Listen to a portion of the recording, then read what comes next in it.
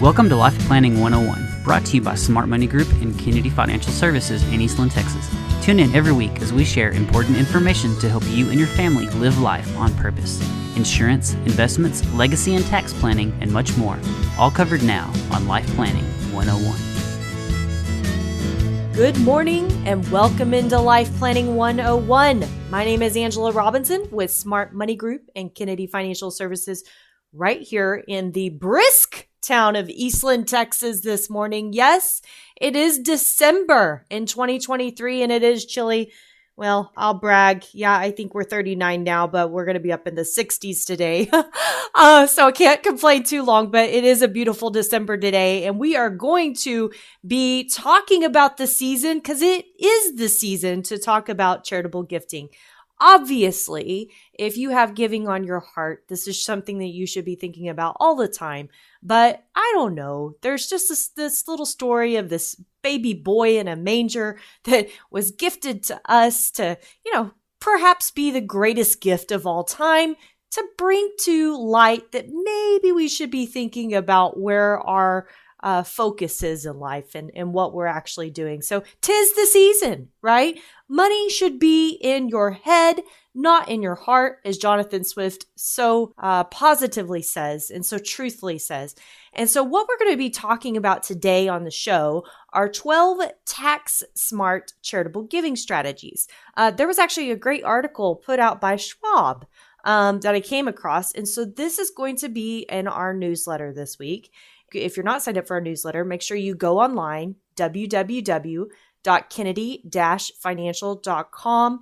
Sign up for weekly life lessons and you will get this because we're going to hit it. We're going to use it as a kind of an outline, but then we're going to kind of, you know how I do it. I can't stay on course. I got to take it a little bit left and a little bit right and a little bit up and a little bit down because it also spawns some other ideas. So really good stuff though, that make sure you don't want to miss that. But without further ado, let's just jump right in. Oh, wait a minute. Let me back up for just a second. So a lot of people, when they think about charitable gifting and they think about the tax aspect of it, there's this kind of overlay of guilt that comes on. It's like, well, if I gift charitably, isn't that defeating the point if I'm getting a benefit back out of it? Well, I have a couple things to point out. Number one, the greatest gift that you can receive is the gift of giving, right? It is a gift in itself. Secondly, if you're able to save more tax dollars, what are you going to do with that savings over time? Do you not think that that could potentially increase your charitable giving? Or increase your oxygen mask to allow you to go out and physically give? Or increase your family's oxygen mask so they can go out and give, right? So I want to just take a different sidestep on this because this is important. And if you are charitably inclined, if you are, you have things on your heart, you need to know how to gift those assets where you can get the most bang for your buck for the reasons that I just talked about. So now, without further ado, let's jump in. Let's go over these 12 tax-smart charitable giving strategies put out there by Schwab, with a little twist. So number one, donating appreciated non-cash assets instead of cash. Okay, so if I give, say, $50,000 to XYZ cause, okay, and it's a 501c3, and all the things are right on my tax return. Obviously, we'll get into this a little bit later, actually, about standard deductions versus itemized, but I get to take the deduction. Then I have a deduction for $50,000 on my tax return. But let's say that I had some stock that I had purchased years ago for $10,000, and it had grown to $50,000. If I gift that stock rather than cash, then the charity sells that stock and I realize no capital gains on the sale and I still potentially get the deduction. Of course, there's a lot of, areas that you have to make sure that you cover that for cash assets, non-cash assets. That's things to make sure you talk to your accountant about. But it's a very, very powerful tool. Okay, likewise, on number 2 here is combining tax loss harvesting with a cash gift. So let's take that same example I said just a minute ago. If I had that $10,000 gift and I had actually lost money and now my stock is worth $5,000, well, I don't want to gift my stock because if I gift my stock, the charity sells it, I get no benefit from that. But if I sell my stock, and I claim a $5,000 loss, then that could offset other capital gains or up to $3,000 of my ordinary income during that year, just depending on where you're at. And I still get to make my gift at the end of the day.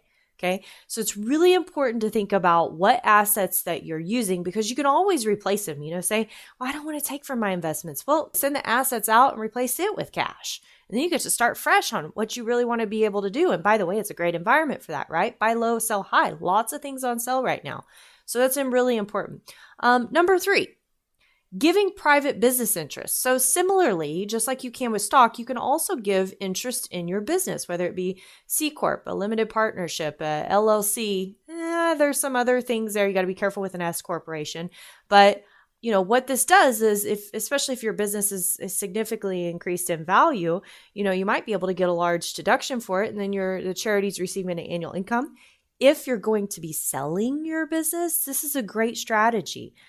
We use lots of charitable tools, which we'll get to a couple in a minute, that help people sell their business, give more, pay less to Uncle Sam, and actually increase their retirement income in the process. So it's pretty powerful to be able to incorporate your charity into your actual planning. And number 4, contribute restricted stock. Okay, so restricted stock, usually that's awarded through a company, is not something that usually can be transferred or sold. However, there are certain legal and regulatory conditions that can be met, and once that restriction has been removed due to those, you could donate that appreciated stock to a charity and then sell it. You avoid the long-term capital gains, you get the donation, much like the appreciated stock in your joint account. Pretty cool, right? More to come right here on Life Planning 101 when we come back. You're not going to want to miss it. 12 tax-smart charitable gifting strategies.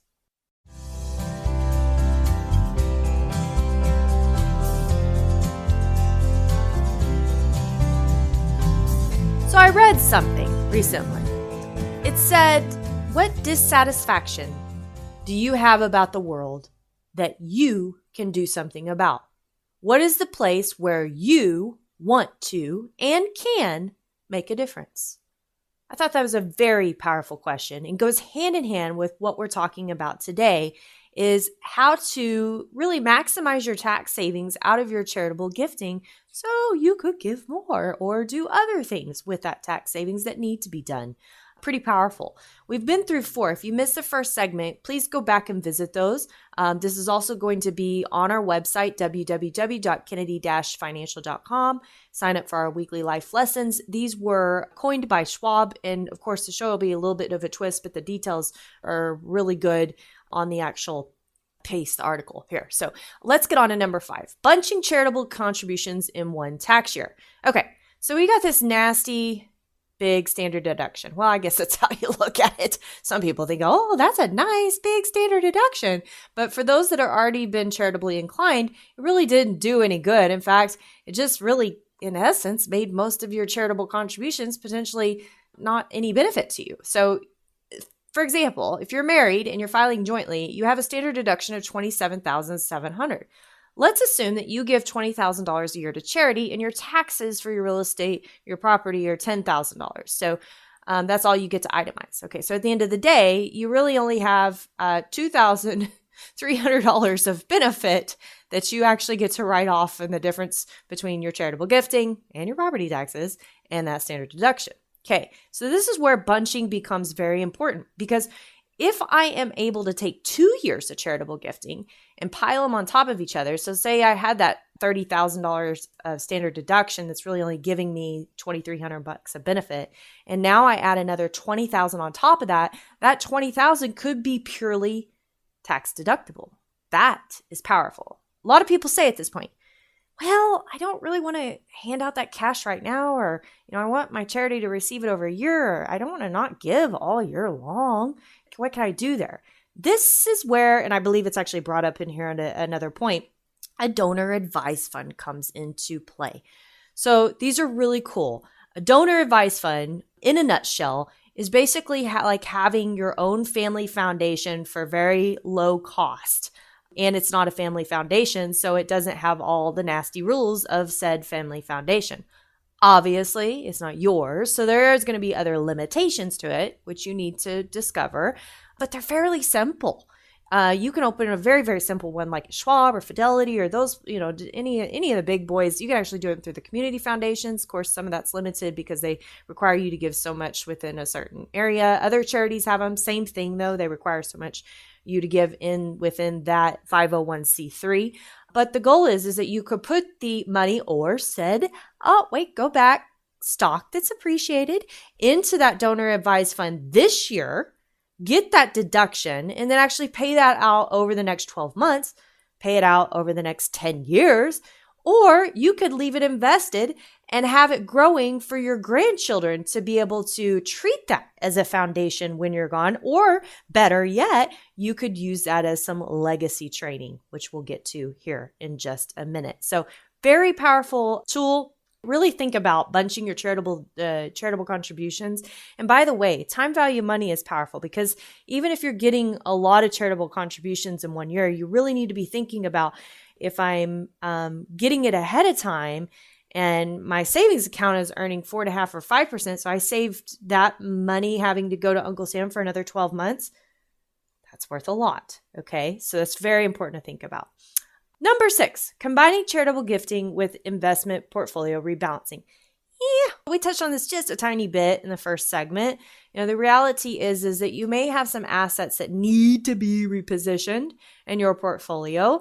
You may just need to rebalance. And usually rebalancing is done by, being able to sell what's high and buy what's low. So it brings you back into that perfect little pie chart that you work on with your advisor, right? Well, the problem with that is that you might have significant gains in there. You might not have the losses to offset it. So you could use that donor advised fund, do a part gift, part sell strategy to be able to get your portfolio the way that it needs to be gotten and reimburse yourself with cash that you would be giving to the charity anyway. Number 7, offset taxes on a Roth conversion. Guys, this is so big, okay? Secure Act changed IRAs forever. When you die and your IRAs go down to the next generation, they literally have 10 years to get that money out. So I want you to imagine, let's say you got a $2 million retirement accounts and $2 million of the retirement accounts between you and your spouse, and you guys pass and they go down to that next generation. And let's just say that your kids are successful and we're in a tiered tax bracket system. And if they have to take out over $2 million in ordinary income over the next 10 years, which by the way, 2026, we're set to sunset back to our highest income bracket of 39.6%. Bye dollars. Very important. So considering converting that IRA to Roth in those lower tax brackets is very important. And why not incorporate your charitable gifting? Another great point to bring up here is a lot of people don't realize the power of holistic planning. We have the 8 life planning issues where, we figure out what it means for someone to live life on purpose. We define what their goals look like. We define what their future looks like. We lay out in steps, what needs to happen to make that happen. And then we look at all the things that are supportive and dangers and everything around that and build that plan accordingly. And a lot of times it's multifaceted. It involves, conversions and charitable gifting and business succession and tax planning and insurances and investments. And if you're just looking at one or two things, you may be missing the boat on a much, much bigger picture here. So this is a really good point, making sure that you're paying attention to what you can pay attention to with your charitable gifting and the rest of your planning. Number 8, minimizing taxes on a retirement account withdrawal. So charitable deductions may also help lower taxes from your actual withdrawals, right? Taking a distribution may offer additional tax benefits to you and your family. And so it's important to, again, this is that I always think about people say, I don't want to pay taxes. I want to keep my taxes low. Guys, the tax brackets are the lowest they have been in modern history. I don't see them going lower. I could be wrong, but I don't see them going lower when our debt is climbing. I mean, fundamentals here. Now, people are crossing over the border like crazy, so maybe the population numbers go up, maybe our tax rates go down, who knows? But the likelihood is just not there with the amount of debt that we have in this country. So It's really important to take advantage of those lower rates, tax rates, and use your charitable gifting and making sure you're maximizing with it. Number 9, establishing a charitable trust. So we talked about this a little bit earlier. If I'm going to sell a business, for example, or my farm or ranch, there's tons of planning that could be around there. And there's two main tools that we use a lot: charitable remainder trusts and charitable lead trusts. These are very powerful tools. There's also pooled income funds and charitable annuities and all these other things that you can look at. And I'm not going to go into the details of these, but the point is this: is if you're looking for ways to be able to have an alternative to gifting to Uncle Sam, then these might be something that you want to look at when you have a big event, selling a piece of real estate, selling a business, whatever that might be. So let's take a break. When we come back, we have 3 more of these 12 tax smart charitable gifting tools to walk you through. You're not going to want to miss it right here on Life Planning 101.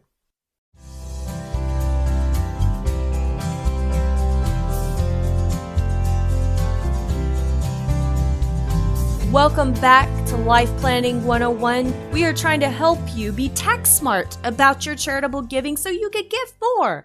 How about that? We have been through 9 incredible tools that, we walk through. Make sure you go back and listen to the podcast if you haven't already.